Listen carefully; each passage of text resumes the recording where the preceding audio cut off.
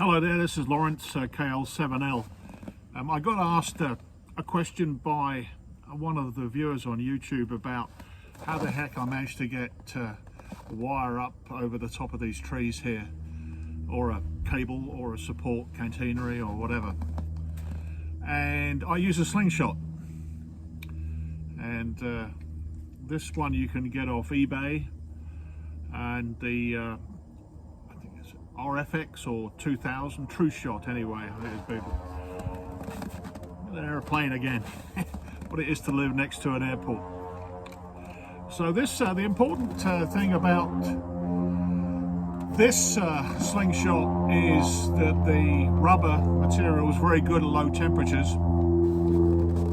Thank you. And it has a leather thong which you put the lead weight in.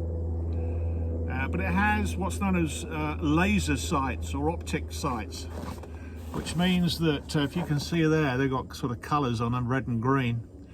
And depending on where you want to move the, where you want to fire to, these line up.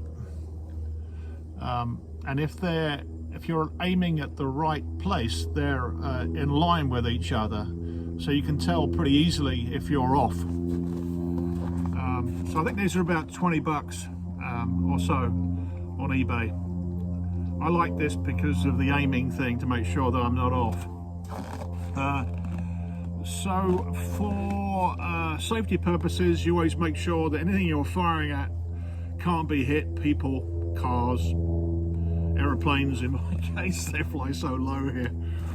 And I use to fire, I have a simple fixed spool reel with a bail arm, and the line is 7 pounds monofilament, very thin, and I have a lead weight which is round, and it is painted yellow or orange.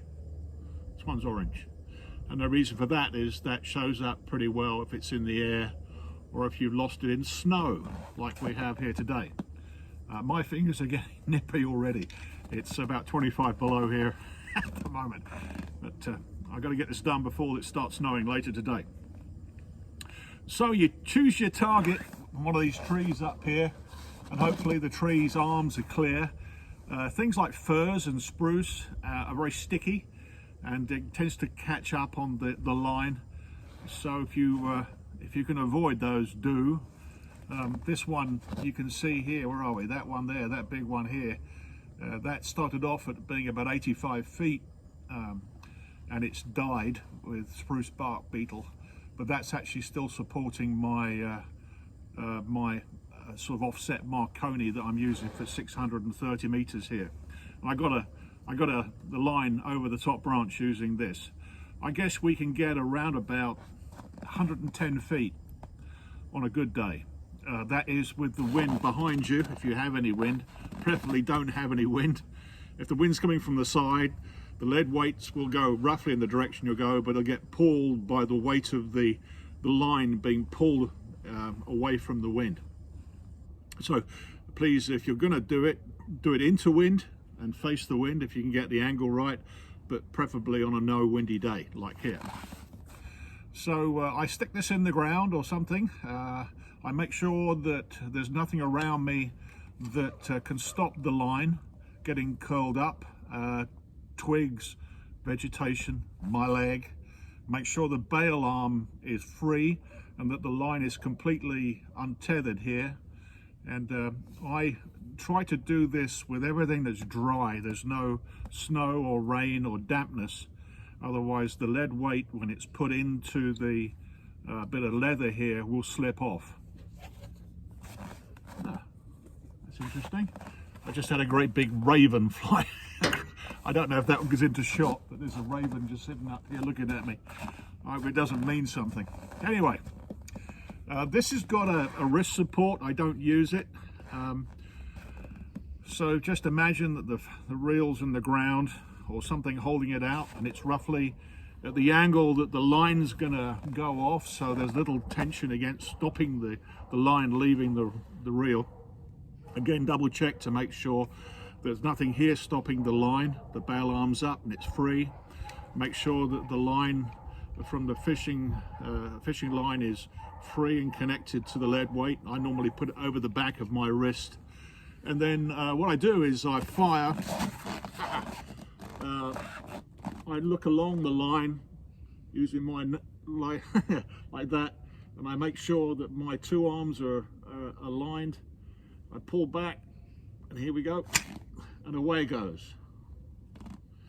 I fire it above my target.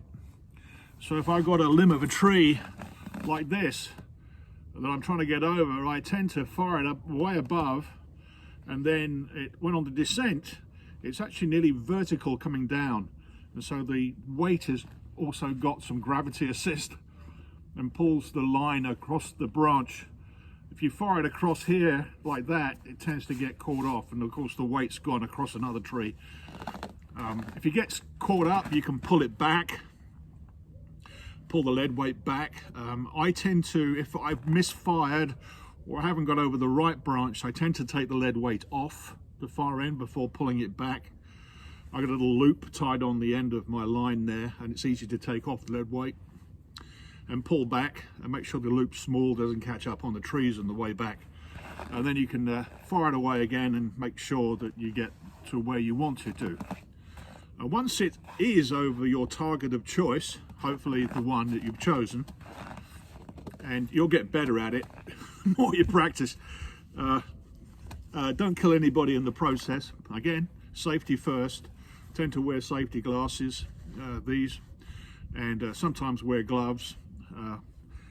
But your surroundings are important, and as well as obviously making sure that what you're firing at, there's nothing in the way. If I'm putting a line over a tree that's maybe 80 foot high, I stand fairly quite close to it and fire that way. I don't want the lead weight, if it breaks, to go shooting off and hitting my neighbor's house or their dog or cat or worse, people. So just be careful. Once the weight is down and hopefully near the ground, and you can see it because it's that nice bright yellow or orange color, I take it off the lead weight, and then I have a heavier weight of line in my pocket and I attach the heavier line, maybe 20 pound, or if you're feeling really quite confident, you can put 50 pound brake test on it, and then you put the thing on the ground, hopefully it doesn't get caught up, and you go back to your rod and reel and you wind in the existing line attached to the heavier line. You pull the heavier line back to where you are, and then what I do is when the line appears at the other end, I disconnect it, put a loop on it, and I pull my final rope, which is, in my case, I tend to use Dacron 1/4 inch 5/16 Dacron and polyester. A lot of UV resistance, and you can again buy that on eBay. I get it in 500 feet lengths at the time. You get 2 free insulators with it. Well, there's nothing such thing as free. And then I pull back that line over the tree, and hopefully it doesn't get caught up. If you've got 50 to 100 pounds line you're pulling back on the other way, you can pull it if it gets caught up. Try to keep the knots small. Any knots that you have in the line or on the rope, keep them small. Sometimes I find wrapping insulating tape over any joint actually makes it a bit smoother as it goes over a bough, depending on the type of tree that I'm trying to get over. And then, so you've got your rope over the tree, and really what next thing to do is make sure that the rope doesn't pull back and suddenly appear to be 20 foot in the air, and you can't actually reach it anymore. So what I do, my first thing I do once I've got it over a bough of a tree, is I join the two ends together, so I've got a continuous loop. So there's no way that I can lose one end or the other end. Done that so many times, it's really annoying. Anyway, so that's what I use. It works okay. I think the important things is the weight of the lead weight. Anything's too heavy, you won't go as high because you just don't have enough oomph in your catapult. The line weight also makes a difference. If you have a heavier line, 15-20 pounds, there'll be more drag and it won't go as high. So it's like an optimized weight and line balance. And of course the other thing is how much velocity you have with your catapult. And this is sort of what I find optimum here. If the weather gets really cold, and it is pretty nippy today, my hands are just about dead now, this stuff will break below about -40 centigrade. This becomes really quite brittle and just like stops working. Molecules stop vibrating. And again, I would say if you keep everything dry, get out of the snow, get out of the rain and wet and damp, and make sure that, especially the pouch at the end here, make sure that that is dry. I tend to use one that's larger.